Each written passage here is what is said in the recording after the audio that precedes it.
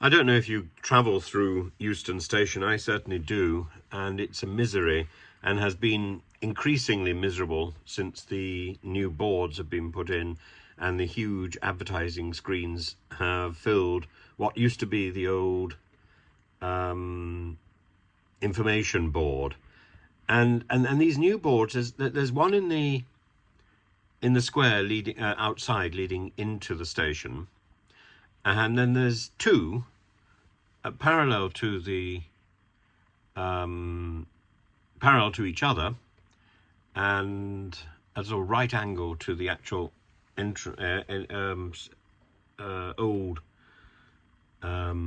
information board, and they're so tiny in comparison to the huge advertising screen, which since October the 4th I think has been switched off.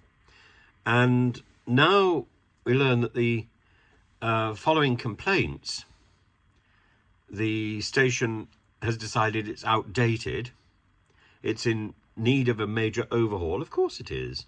It's reviewing passenger information provision and circulation, including a shutdown and review of the use of overhead advertising boards. Well, then why not put passenger information on those advertising boards? Because the part of the problem is the speed with which the information comes up that the train is available and on such and such a platform, and then the suddenness of the train departing. There really isn't very much time to get to the platform, and then you've got to negotiate ticket barriers and so on at the same time.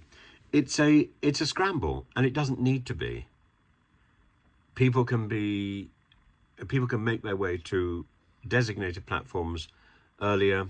People can be there can be seating.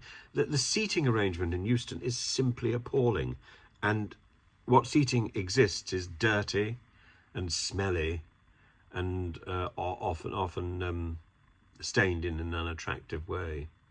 But creating more concourse space is their plan. I don't think that's the necessity. The necessity is to create more seating, is to create more information, is to ensure that there is greater access to the platforms, and more reliability.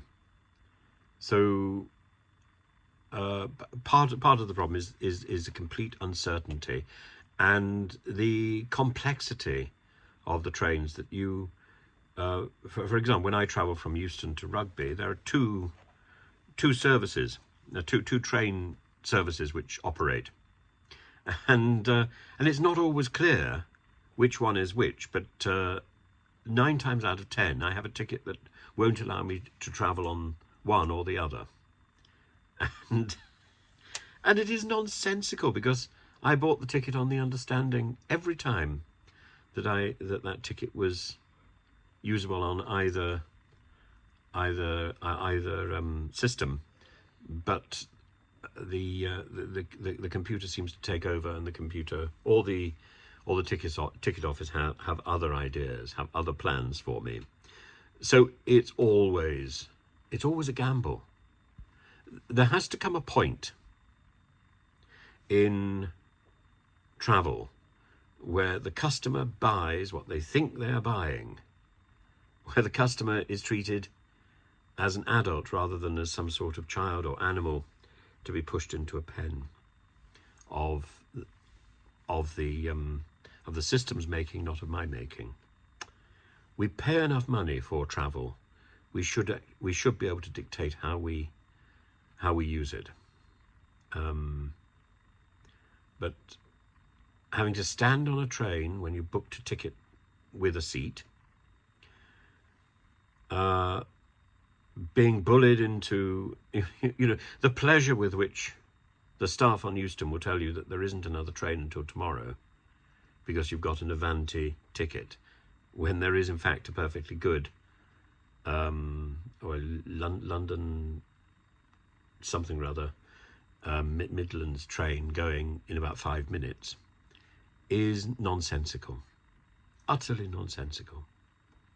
And and the fact that it is almost impossible to go up to London to see a show and go back to Rugby, say, which is only 100 miles away, it's only an hour away, the same evening, is pathetic in the 21st century. Utterly, utterly pathetic. When you think that one of the main reasons there that the railways were developed was to get people in and out of London quickly. It's nonsensical that the routes out of London are now almost they don't operate in any coherent way after 7 o'clock. They are very, very slow and temperamental, and it doesn't need to be like that. Euston is, I think, one of the worst. King's Cross isn't great, but it's better. Paddington is still remarkably pleasant, but Euston is a misery.